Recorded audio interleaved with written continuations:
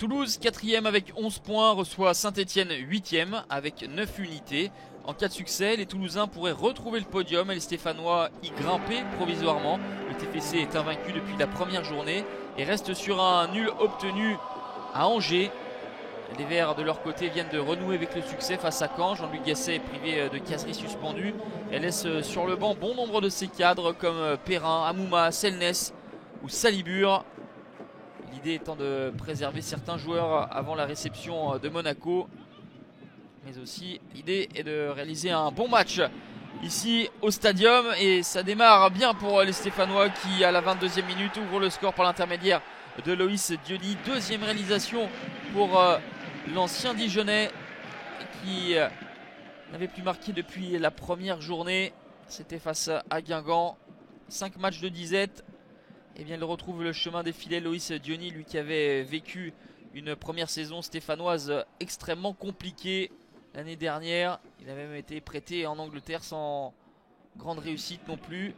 Loïs Diony retrouve de la confiance et c'est bon pour les hommes de Jean-Louis Gasset. 1-0 à la pause pour les Verts en deuxième période. C'est un ancien Vert, Max-Alain Gradel, l'Ivoirien, qui va égaliser à la 63e. Troisième réalisation pour Gradel, lui qui a passé 4 saisons à Saint-Etienne avec 31 buts inscrits en Ligue 1 Conforama.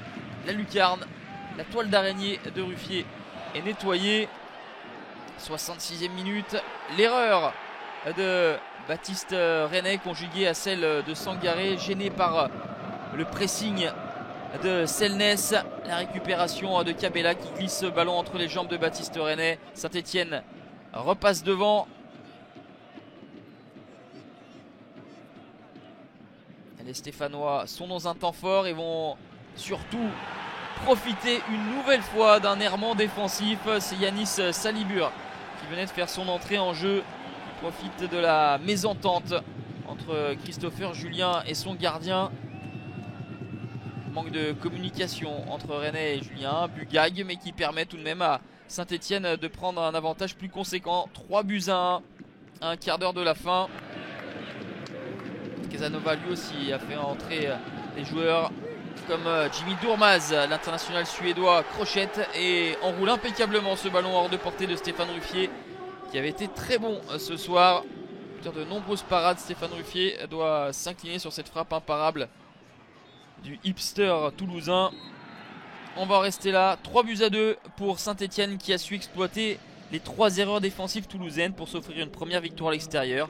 Les Verts devancent le TFC et s'installent un peu plus haut dans cette première moitié de classement.